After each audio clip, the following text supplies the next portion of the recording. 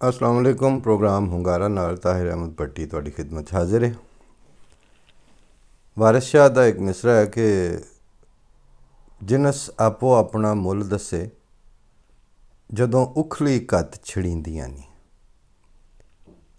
ਥੋੜ੍ਹਾ ਜਿਹਾ ਜਿਨ੍ਹਾਂ ਦੀ ਸ਼ਾਇਰੀ ਜੀ ਪੰਜਾਬੀ ਹੈ ਉਹਨਾਂ ਵਾਸਤੇ ਮੈਂ ਥੋੜ੍ਹਾ ਇਹਨੂੰ ਹੋਰ ਸੌਖਿਆਂ ਕਰ ਦਿਆਂ। ਉਖਲੀ ਹੁੰਦੀ ਕਿਸੇ ਜ਼ਮਾਨੇ 'ਚ ਜਿਹਦੇ ਵਿੱਚ ਅਨਾਜ ਨੂੰ ਛੜਿਆ ਜਾਂਦਾ ਸੀ। ਛੜਨ ਤੋਂ ਮੁਰਾਦ ਇਹ ਵੇ ਕਿ ਉਹਨੂੰ ਉਹਦੇ 'ਚ ਇਸੇ ਤਰੀਕੇ ਨਾਲ ਡੰਡੇ ਹੁੰਦਾ ਸੀ, ਲੱਕੜੀ ਦਾ ਲੰਮਾ ਜਿਹਾ, ਉਹਦੇ ਨਾਲ ਇੰਜ ਕਰਕੇ ਕੁੱਟਦੇ ਸਨ ਕਿ ਉਹਦੇ 'ਚੋਂ ਛਿਲਕਾ ਅਲੱਗ ਹੋ ਜਾਏ ਅਤੇ ਖਾਣ ਵਾਲਾ ਦਾਣਾ ਜਿਹੜਾ ਉਹ ਵੱਖਰਾ ਹੋ ਜਾਏ।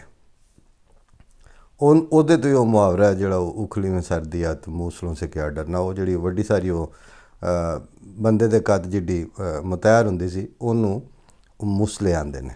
ਅਤੇ ਉਹ ਜਿਨਸ ਆਪੋ ਆਪਣਾ ਮੁੱਲ ਦੱਸੇ ਜਦੋਂ ਉਖਲੀ ਘੱਟ ਛਿੜੀਂਦੀਆਂ ਨਹੀਂ, ਕਿਉਂਕਿ ਕਣਕ ਦਾ ਦਾਣਾ ਵੱਖਰਾ ਹੋ ਜਾਂਦਾ, ਜਵਾਂ ਦਾ ਉਹਦੇ 'ਚ ਵੱਖਰਾ ਹੋ ਜਾਂਦਾ, ਜਿਹੜੀ ਦੂਜੀ ਚੌਧਰੀ ਹੁੰਦੀ ਉਹ ਆਪਣਾ ਆਪ ਦੱਸ ਦਿੰਦੀਆਂ ਨੇ। ਇਹ ਜਿਹੜਾ ਇਸ ਵਕਤ ਸੂਰਤ ਹਾਲ ਖਾਸ ਤੌਰ 'ਤੇ ਪਾਕਿਸਤਾਨ ਦੇ ਤਨਾਜ਼ੁਰ ਵਿੱਚ ਵੇਖਿਆ ਜਾਏ, ਉੱਥੇ ਜਿਹੜੀ ਚਲਦੀ ਪਈ ਹੈ ਤੁਸੀਂ ਉਹਨੂੰ ਵਕਤਨ ਫਵਕਤਨ ਸੁਣਦੇ ਵੀ ਰਹਿੰਦੇ ਹੋ। ਬੁਨਿਆਦੀ ਤੌਰ 'ਤੇ ਉੱਥੇ ਦੇ ਹਾਲਾਤ ਹਮੇਸ਼ਾ ਜਿਨਸ ਦਾ ਮੁੱਲ ਦੱਸ ਕੇ ਜਾਂਦੇ ਨੇ, ਔਰ ਉਹਨਾਂ ਜੋ ਦਾਣੇ ਜਿਹੜੇ ਬੀ ਵਾਲੇ ਨੇ ਜਾਂ ਜਿਹੜੇ ਦਾਣਿਆਂ ਨੇ ਲੰਮਾ ਚੱਲਣਾ ਹੈ ਜਾਂ ਜਿਹੜੇ ਦਾਣਿਆਂ ਦੇ ਵਿੱਚ ਵਾਕਈ ਕੋਈ ਅਨਾਜ ਦੀ ਰੱਤੀ ਹੈ ਜਾਂ ਖੁਦਾ ਦਾ ਪਾਇਆ ਵਿੱਚ ਹੈ ਸੀ, ਉਹ ਵੀ ਆਪਣੀ ਹੈਸੀਅਤ ਦੱਸ ਦਿੰਦੇ ਨੇ। ਅਤੇ ਜਿਹੜੇ ਕੰਡਿਆਰੀ ਜਾਂ ਬੰਨਿਆਂ 'ਤੇ ਉੱਗਣ ਦੇ ਕਾਬਲ ਨੇ ਉਹ ਵੀ ਆਪਣਾ ਆਪ ਦੱਸ ਦਿੰਦੇ ਨੇ। 53 ਦੇ ਵਿੱਚ ਜਦੋਂ ਪਹਿਲੀ ਵਾਰੀ ਇਹ ਤਮਾਸ਼ਾ ਲੱਗਾ ਸੀ ਜਾਂ ਮਤਲਬ ਇਹ ਮੋਹਰਾ ਅਜ਼ਮਾਉਣ ਲੱਗੇ ਸਨ, ਉਦੋਂ ਉਹਨਾਂ ਨੇ ਸਭ ਤੋਂ ਪਹਿਲਾਂ ਦੌਲਤਾਨਿਆਂ ਨੇ ਇਹ ਸਵਾਦ ਲਿਆ। ਅਤੇ ਉਸ ਵੇਲੇ ਵੀ ਯਾਨੀ ਹੁਣ ਉਹ ਚੀਜ਼ ਤਾਰੀਖ ਦਾ ਹਿੱਸਾ ਹੈ। ਇੰਜ ਦੀ ਤਾਰੀਖ ਦਾ ਹਿੱਸਾ ਨਹੀਂ ਵੀ ਆਮ ਦੀ ਆਖਣ ਵੀ ਇਹ ਤਾਰੀਖ ਦਾ ਹਿੱਸਾ ਹੈ ਅਤੇ ਜਿਹੜਾ ਦੂਜਾ ਆਖੇ ਉਹ ਤਾਂ ਆਖਣ ਐਵੇਂ ਗੱਲ ਪੇ ਕਰਦੇ ਨੇ। ਜਿਹੜੀ 53 ਵਾਲੇ ਫਸਾਦਾਤ ਦੇ ਉੱਤੇ ਇਨਕੁਆਇਰੀ ਕਮਿਸ਼ਨ ਬਣਿਆ ਸੀ, ਉਹਨੇ ਜਿਹੜੀ ਰਿਪੋਰਟ ਛਾਪੀ ਤਹਿਕੀਕਾਤੀ ਅਦਾਲਤ ਦੀ ਰਿਪੋਰਟ, ਉਸ ਵਕਤ ਦੇ justice chief justice of Pakistan ਦੇ 2 ਮੈਂਬਰ ਸਨ, ਜਸਟਿਸ ਕਿਆਨੀ ਔਰ ਜਸਟਿਸ ਮੁਨੀਰ। ਉਹ 40-50 ਸਾਲ ਦੇ ਵਕਫੇ ਨਾਲ ਜਦੋਂ ਮੈਂ ਹਾਲੇ ਪਾਕਿਸਤਾਨ ਹੀ ਸਾਂ 2014 ਦੇ ਅੱਗੇ ਪਿੱਛੇ, ਅਤੇ ਉਦੋਂ ਫਿਰ ਇੱਕ ਵਾਰੀ ਸੰਗੇ ਮੀਲ ਪਬਲੀਕੇਸ਼ਨਸ ਵਾਲਿਆਂ ਉਹਨੂੰ ਦੁਬਾਰਾ ਕਿਤਾਬੀ ਸ਼ਕਲ ਵਿੱਚ ਛਾਪਿਆ। ਔਰ ਉਹ ਜਿਵੇਂ ਕਿਤਾਬਾਂ ਦਾ ਰਿਵਾਜ ਹੁੰਦਾ ਨਾ, ਉਹਦੇ ਉੱਤੇ ਫਿਰ ਜਦੋਂ ਛਪਦੀਆਂ ਨੇ ਫਲੈਪ ਵੀ ਲਿਖਿਆ ਜਾਂਦਾ। ਪਹਿਲਾਂ ਤਾਂ ਉਹ ਰਿਪੋਰਟ ਛਪੀ ਸੀ, ਉਹ ਹੁਣ ਕਿਤਾਬੀ ਸ਼ਕਲ 'ਤੇ ਛਪੀ। ਅਤੇ ਡਾਕਟਰ ਮੁਬਾਰਕ ਅਲੀ ਜਿਹੜੇ ਵਰਲਡ ਫੇਮਸ ਰਿਨਾਊਂਡ ਹਿਸਟੋਰੀਅਨ ਨੇ ਔਰ ਪਾਕਿਸਤਾਨ ਦੇ ਵਿੱਚ ਹੀ ਰਹਿੰਦੇ ਨੇ, ਉੱਥੇ ਹੀ ਉਹਨਾਂ ਬੁੱਢੇ ਹੋਏ ਨੇ, ਉਹਨਾਂ ਦਾ ਉਹਦੇ ਉੱਤੇ ਫਲੈਪ ਸੀ ਅਤੇ ਉਹਦੇ 'ਚ ਉਹਨਾਂ ਲਿਖਿਆ ਕਿ ਮੇਰੀ ਰਾਏ ਦੇ ਮੁਤਾਬਿਕ ਇਹ ਕਿਤਾਬ ਕਾਲਜਾਂ ਔਰ ਯੂਨੀਵਰਸਿਟੀਆਂ ਦੇ ਸਿਲੇਬਸ ਬੁੱਕ ਦੇ ਤੌਰ 'ਤੇ ਪੜ੍ਹਾਈ ਜਾਣੀ ਚਾਹੀਦੀ ਹੈ। ਔਰ ਅਗਰ ਇਹ ਜਨਰੇਸ਼ਨ ਆਉਣ ਵਾਲੀਆਂ ਜਿਹੜੀਆਂ ਨੇ ਉਹਨਾਂ ਨੂੰ ਇਹ ਸਿਲੇਬਸ ਦੇ ਤੌਰ 'ਤੇ ਪੜ੍ਹਾ ਦਿੱਤੀ ਜਾਏ ਅਤੇ ਆਇੰਦਾ ਪਾਕਿਸਤਾਨ ਦੇ ਵਿੱਚੋਂ ਇੰਤਹਾ ਪਸੰਦੀ ਔਰ ਮਜ਼ਹਬੀ ਮੁਨਾਫਰਤ ਔਰ ਇਸ ਤਰ੍ਹਾਂ ਦੇ ਜਿਹੜੇ ਹੋਰ ਬੀਜ ਬੋਏ ਗਏ ਨੇ ਉਹਨਾਂ ਦਾ ਬੂਟੀਆਂ ਜੜੀ ਬੂਟੀਆਂ ਦਾ ਖਾਤਮਾ ਮੁਮਕਿਨ ਹੈ। ਅੱਛਾ, ਹੁਣ ਡਾਕਟਰ ਮੁਬਾਰਕ ਅਲੀ ਨੂੰ ਕੀ ਪਈ ਸੀ ਵੀ ਉਹ ਉਸ ਕਿਤਾਬ ਦੇ ਬਾਰੇ 'ਚ ਜਿਹੜੀ ਇਸ ਫੈਕਟ ਫਾਈਂਡਿੰਗ ਮਿਸ਼ਨ ਜਾਂ ਫੈਕਟ ਫਾਈਂਡਿੰਗ ਇਨਕੁਆਇਰੀ ਰਿਪੋਰਟ ਦੇ ਉੱਤੇ ਮੁਸ਼ਤਮਿਲ ਹੋਵੇ ਕਿ ਜਿਹੜੀ ਨਤਾਰਾ ਕਰਕੇ ਦੱਸੇ ਕਿ ਇਹ ਜਿਹੜੇ 53 'ਚ ਫਸਾਦਾਤ ਹੋਏ ਸਨ ਜਾਂ ਜਿਨ੍ਹਾਂ ਫਸਾਦਾਤ ਦੇ ਵਿੱਚ ਪਾਕਿਸਤਾਨ ਦੇ ਵਿੱਚ ਪਹਿਲੀ ਦਫਾ ਮਾਰਸ਼ਲ ਲਾ ਲੱਗਾ ਸੀ, ਔਰ ਉਹ ਮਾਰਸ਼ਲ ਲਾ ਵੀ ਹਾਲੇ ਜੰਗਬੰਦ ਨੇ ਮੁੱਕੀ ਨਹੀਂ ਅਤੇ ਮੁਕਾਲੇ ਪਹਿਲਾਂ, ਮਤਲਬ ਹੈ ਕਿ ਉਹ ਹਾਲੇ ਪਾਕਿਸਤਾਨ 47 'ਚ ਪਿਆ ਬਣਦਾ ਅਤੇ 53 'ਚ ਮਾਰਸ਼ਲ ਲਾ ਪਿਆ ਲੱਗਦਾ। 6 ਸਾਲ ਇਹਨਾਂ ਕੋਲੋਂ ਨਹੀਂ ਨਿਕਲੇ ਖੈਰ ਦੀਆਂ ਖਾਂਦਿਆਂ ਹੋਇਆਂ। ਲੇਕਿਨ ਉਹਦੇ ਵਿੱਚ ਵੀ ਕੈਟਾਗੋਰੀਕਲੀ ਔਰ ਬਿਲਕੁਲ ਨਿਤਾਰ ਕੇ ਉਹਨਾਂ ਵਿਖਾਇਆ ਕਿ ਦੌਲਤਾਨਾ ਦੇ ਸਿਆਸੀ ਮਕਾਸਦ ਦੀ ਹਸੂਲ ਦੀ ਖਾਤਰ ਉਸ ਵਕਤ ਦੀ ਅਹਿਰਾਰ, ਉਸ ਵਕਤ ਦੀ ਖਤਮ ਨਬੂਵਤ ਉਹਨਾਂ ਨੂੰ ਅੱਗੇ ਕੀਤਾ ਗਿਆ। ਉਹਨਾਂ ਨੂੰ ਪੈਸਾ ਉਹ ਦਿੱਤਾ ਗਿਆ ਜਿਹੜਾ ਤਾਲੀਮ ਬਾਲਗਾਂ ਵਾਸਤੇ ਰੱਖਿਆ ਸੀ। ਫੰਡਸ ਐਲੋਕੇਟ ਪਏ ਹੁੰਦੇ ਨੇ ਕਿ ਜਿਹੜੇ ਹੁਣ ਅਨਪੜ੍ਹ ਰਹਿ ਗਏ ਨੇ ਉਹਨਾਂ ਨੂੰ ਚਲੋ ਨਾ ਪਤਾ ਲਿਖਣਾ ਸਿਖਾ ਦਿੱਤਾ ਜਾਏ। ਉਸ ਮੱਧ ਜਿਹੜਾ ਫੰਡਸ 'ਚ ਪੈਸਾ ਪਿਆ ਸੀ, ਪੈਸਾ ਉੱਥੇ ਫੰਡਸ ਹੈ ਸਨ, ਉਹ ਆਫ ਦਾ ਰਿਕਾਰਡ ਚੁੱਕ ਕੇ ਔਰ ਉਹਨਾਂ ਸਾਰੇ ਅਫਸਰਾਂ ਦੀਆਂ ਗਵਾਹੀਆਂ ਉਹਦੇ ਵਿੱਚ ਮੌਜੂਦ ਨੇ। ਉਹ ਕਿਹਨਾਂ ਨੂੰ ਜਾਰੀ ਕੀਤਾ ਗਿਆ? ਉਹਨਾਂ ਅਖਬਾਰਾਂ ਨੂੰ ਜਾਰੀ ਕੀਤਾ ਗਿਆ ਜਿਹੜੇ ਪੇਰੋਲ 'ਤੇ ਲਏ ਗਏ ਸਨ ਕਿ ਅਸੀਂ ਅੱਗ ਲਾਉਣ ਲੱਗੇ ਹਾਂ ਅਤੇ ਉਸ ਅੱਗ ਦੇ ਵਾਸਤੇ ਤੀਲੀ ਲਾਉਣ ਤੋਂ ਪਹਿਲਾਂ ਸਾਨੂੰ ਮਾਹੌਲ ਬਣਾਉਣਾ ਪੈਣਾ, ਉਹ ਕਾਗਜ਼ ਸੁੱਕੇ ਅਤੇ ਮਤਲਬ ਕੱਖ ਕਾਨੇ ਇਕੱਠੇ ਕਰਨੇ ਨੇ तो वो तुहाडे जरिए इकट्ठे हो सकते हैं, क्योंकि वो ਜਿਹੜੀਆਂ ਸ਼ੈਵਾਂ 4-5 अखबारां ने और उन्होंने जिवें दी करके लोगों को सुनानी है वो गल होंदी जानी है। कि बल्कि एक जमाने तो सनद ली जाती सी, आंदे सन मैं तो अखबार च पढ़िया, और वक्त इंज करके आया कि हुण जे कोई आखे मैं अखबार च पढ़िया तो मतलब वो तो पक्की गल है ना, झूठ होवेगा। सो उस वक्त वो तलीम बालगां वाला पैसा खर्च करके दौलताना ने सियासी इकतदार नूं तूल देण दी खातिर और मजहबी जमातां नूं पैर जमाण दा मौका लभदा सी पिया, खास तौर पर उस वक्त जड़ियाँ सन जिन्हां दा हुण अग्गा पिछा कोई नहीं सी, बिला इस्तसना, यानी उन्हां चों एक भी वो नहीं सी जिन्हां ने कायदे आज़म दा साथ दिता होवे। और जिहड़ी वाहिद जमात मजहबी जमातां जो जिस अकली जमात ने कायदे आज़म दा हर स्टेज ते साथ दिता, जिहड़ा बगैर पैसे लिया जिहड़ा सर ज़फ़रुल्लाह खान जिहड़ा वो वकालत भी करता रहा, मुकदमे भी लड़ता रहा और बाउंड्री कमीशन के उत्ते केस भी पेश कर रहा। वो ज़फ़रुल्लाह खान उस जमात अहमदिया के खिलाफ, उस मिर्ज़ा बशीरुद्दीन महमूद इमाम जमात अहमदिया दूसरे, इन्हों टारगेट करके तो वो अग लवाई गई और उस उहदे बाद इन्हां कोल ऑप्शन कोई नहीं सी बचा कि वो ओपन फायर सीधा ना करते। तो ये तो जाहिर है कि बांदर भूतरे होने तो उन्होंने कौन सांभे, और या कुत्ता हल्का हो जाए वो फिर तुसें जिड्डे भी लाड नाल रखे होवे उन्हें फिर गोली मारनी पैंदी, होर की करना जी। उत्थों गल चली। लेकिन जिस वेले मैं उहदी 53 तो गल तां शुरू की कि जिहड़े वेले उहदे तहत गिरफ्तारियां हुंदियां ने, मौलवी सतार ने अजी जिहड़ा उस क्लीन शेव करा के दे के लोग के नस्सिया सी उत्थों, बई तूं हक दी राह ते बंदे पे मरवाना, उत्थों मस्जिद वज़ीर खान नूं तूं किला बनाया जिवें अज दी लाल मस्जिद है, इंज ही उस वेले लाहौर दे विच मस्जिद वज़ीर खान सी। तो फिर अगर सामने हो फिर यानी गोलियां जो वजनियां नहीं है जनरल आज़म नूं फेस करने, तो फिर अगे आके निकल, उन्होंने क्यों मरवाया सी जिहड़े अगे मरे पे सीधियां गोलियां नाल। उन्होंने तो मौलवी मौदूदी और इन्होंने सारिਆਂ ਨੂੰ ਜਿਹੜੇ सजाए मौत सुनाई जा चुकी और ये वाक़यात चल रहे सन। गिरफ्तारियां उन्होंने ਦੀਆਂ ਤੇ इस वास्ते होईयां सन कि उन्हें क्वालीफाई करते सन कि आम इंसान मौजूद ने, उन्होंने मजहबी अकायद अपनी जगह पर, लेकिन रियासती तौर पर अच्छा फिर इंज नहीं होया कि निरा भी अहमदियां दे तुसीं घर पे साड़ते हो। DSP की जीप उन्होंने उतों घिराव करके इट्टां नाल ते रोड़ियां नाल उस DSP नूं बिल्कुल सरे राह लाहौर दे विच दिन दिहाड़े इट्टां मार मार के मार दिता गया। ਇਹਦਾ फिर नाम रखते हैं रेट ऑफ स्टेट, हुंदी भी है रेट ऑफ स्टेट ही। चुनाचे उस रेट ऑफ स्टेट नूं रियासत की रेट नूं बहाल करने वास्ते उन्होंने फिर जो इकदाम सन वो कीते। लेकिन जदों ये गिरफ्तारियां होईयां ने उन्होंने बैलेंस करने वास्ते कि जी हुण सारे ही फड़े ही उन्होंने दे गए ने, सारे मजहबी धड़ियां जो मौदूदी साहब भी फड़े जाते हैं, मतलब अब्दुल सत्तार नियाज़ी फड़िया जाता है, और कसरत मौलवियों दी गिरफ्तारियां भी होंदियां ने। तो यार इनू ज़रा बैलेंस करने वास्ते उस वे की डिवाइस किया जी स्टेट मशीनरी ने, उन्हें आख्या इनकम करो, एक मिर्ज़ा नासिर अहमद नूं फड़ लो जिहड़ा इमाम जमात अहमदिया मिर्ज़ा बशीरुद्दीन महमूद का पुत्तर है, दूजा मिर्ज़ा शरीफ अहमद नूं फड़ लो जिहड़ा बानीए जमात अहमदिया का पुत्तर है, तो एक साकिब ज़ीरवी दे भाई सन, एक अद्धे होर नौजवान मेरे सामने होने चूँकि मैं हाफजे की मदद नाल गल कर रहा जिवें किताब चो पढ़िया सी।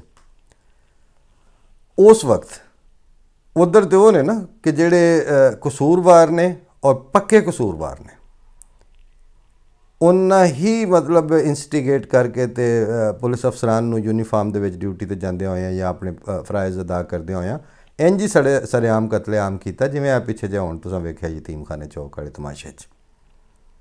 लेकिन जिस वे उन्हां दी गिरफ्तारी का वक्त आउंदा है तो वो लुकदे फिरदे ने देगां च।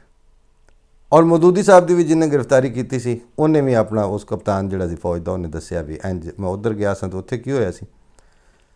जिहड़े वेले इधर की गिरफ्तारी हुंदी तो मिर्ज़ा नासिर अहमद साहब नूं उत्थों आण के उठाया जाता राती, वो आंदे ठीक है मैं आया, वो अगे ही जा गए सन, नफलों वास्ते जा गए सन, लेकिन वो अगे ही जा गए सन।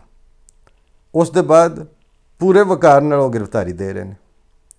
बच्ची उन्हों की साहबजादी बीबी अमतो शकूर बेगम साहब मुजाहिर अद्धी राती मतलब पुलिस पै जाए जो हिसाब किताब होंदा है वह कोई थोड़ा जिहा रंग भज्जा या उन्हों का कोई मतलब मूँह माड़ा पिया उन्होंने आखिया ना पुत्र रोना नहीं, खबरदार बिल्कुल, बल्कि आंदे ने अच्छा मुझे मुस्कुरा के दिखाओ। उन्होंने ज़बरदस्ती तगड़ियाँ करके उसके बाद मुस्कुराहट वेख के उन्हें आखिया जे वक्त है सानू कुर्बानी देनी पैनी है, असीं दे रहे हैं, जा रहे हैं, बाकी अल्लाह ताला जानदा बेहतर कि असां कीता की है। असीं तो अपना दिफा का भी उन्हें हक इस्तेमाल नहीं किया जिहड़ा कि सानू कर लेना चाहिए सी जरूरत के मुताबिक। दिफा भी अल्लाह ताला ही कर रहा बस।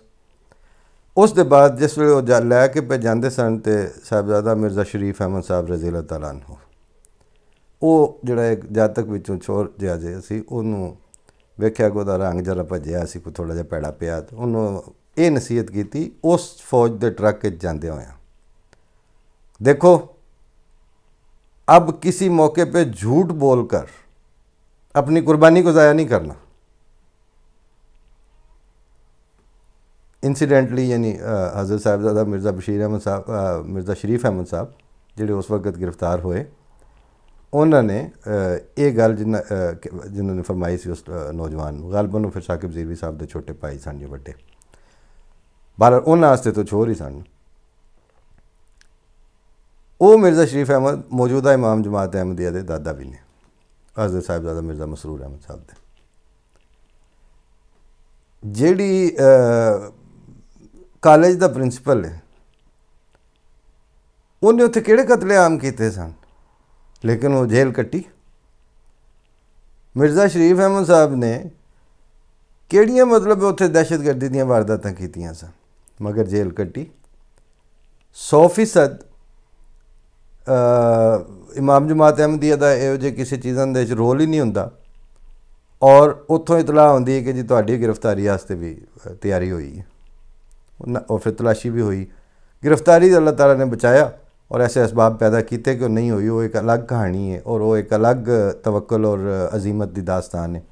लेकिन फ़िलहाल मैं ये दो पासों की गल दस के गल अगे मैं ये टोरना चाहना कि हुकूमतां और रियासतां अपने पैंतरे और उन्होंने अपने अंदाज़ो अतवार इंज दे ही रखने होंदे ने।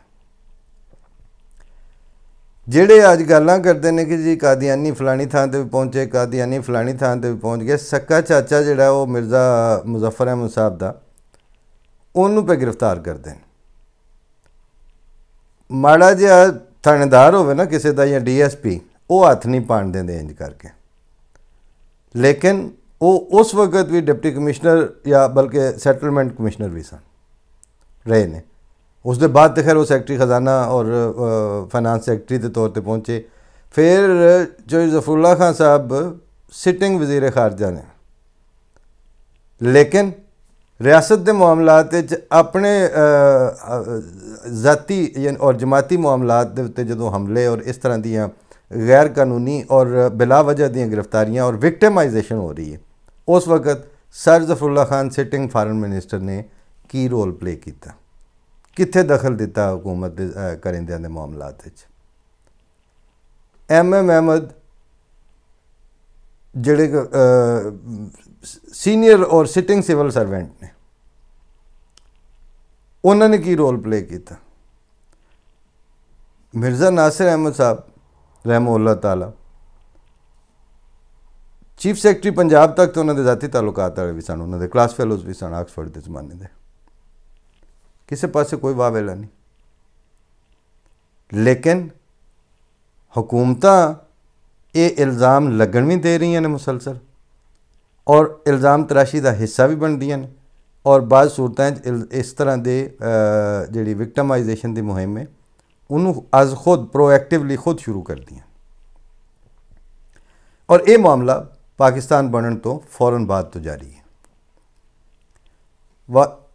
वाकयात इन्हां सारियां दे तसलसल दा मैं पिछों माजी तो चुक के इस वास्ते लियांदा है कि यह जिहड़ी पिछले हफ्ते तुसीं वेख्या है कि 17 तरीक नूं फिर 24 तरीक नूं इन्हां ने 2 मस्जिदां दे उत्ते बाकायदा हमला करके, किन्ने हमला, पब्लिक और मॉब नहीं, पुलिस यूनीफॉर्म में आके की कर रही है, मीनारे तोड़ रही है, कलमा मिटा रही है।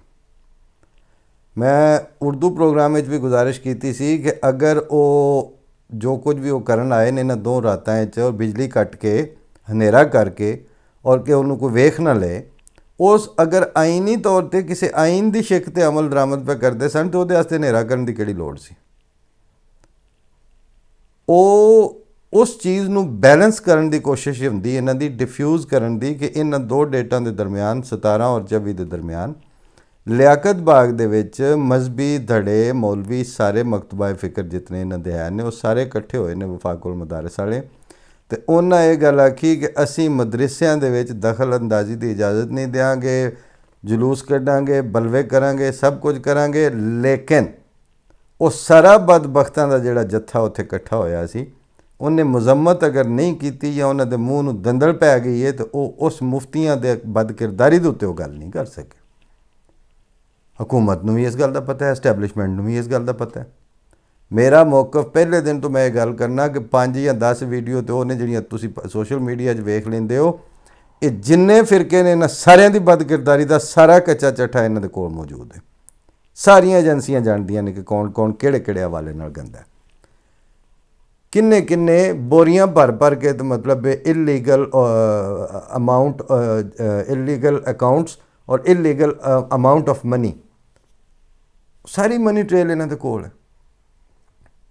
लेकिन रियासत बेईमान तो शायद होंदी है या नहीं होंदी वो मैं नहीं कह सकता, लेकिन रियासत अपॉर्चुनिस्ट जरूर होंदी है।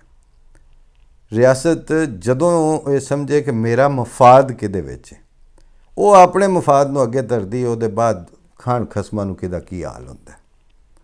मैं ये गुजारिश कर रहा कि अगर अहमदी तुहाडे ते डिपेंडेंट हुंदे और अल्लाह ताला इन्हां दी पुश्त दे उत्ते ना हुंदा और अहमदी अपना कोई कारसाज तुहाडे चों किसी नूं समझदे हुंदे ते जो कोई तुसीं 53 तो लैके अज तक कीती बैठे हो पाकिस्तान की हद तक अगर गल करिए ये बथेरा सी इन्हां दा कला कमा करने वास्ते, इन्हां नूं ख़त्म करने वास्ते। वो काम बनया नहीं, पूरा नहीं पई किसी भी पासों। बाय ऑल मीनस जिन्होंने अंग्रेजी च कहते हैं तुसीं वो वेखो तो हर पासों उन्हां दी ताईद होंदी पई है। ठीक है खुदा वाला एलीमेंट तुहानूं दसना इंज ही है, अन्ने अगर होए तो अपने दीदे खोए तुहानूं किहड़े खुदा दा दसीए। लेकिन अगर तुसीं उहनूं दुनियावी पैरामीटर्स नाल भी वेखना चाहो तो 53 दे विच जिहड़ा तलीमुल इस्लाम कॉलेज है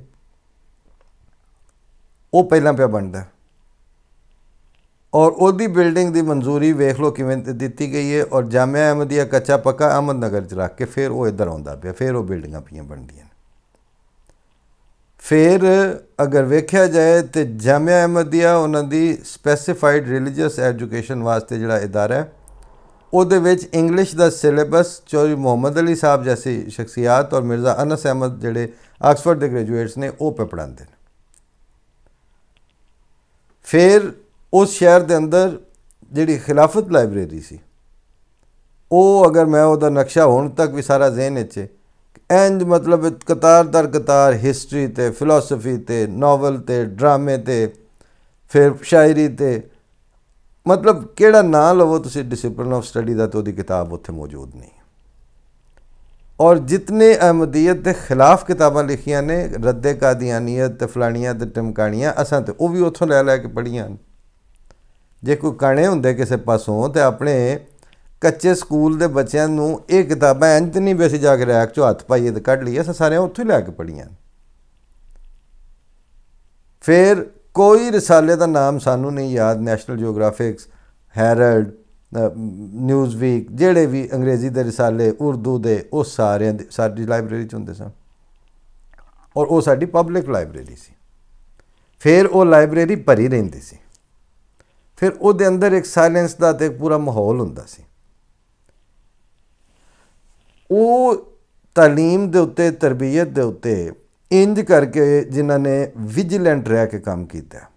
फिर एक फीचर हुंदा सी जिहड़ा हले तक इत्थे यूरोप च भी आके असीं हुण वेखने पे कि जिमें बच्चों ने लड़कियां ने 10वीं जमात का इम्तिहान देना तो कॉलेज तो दाखले तो पहला उन्हां दी 10 रोज़ा एक या 15 रोज़ा तरबीती क्लास हुंदी सी, उहदे चों बेसिक्स सिखा देनियां।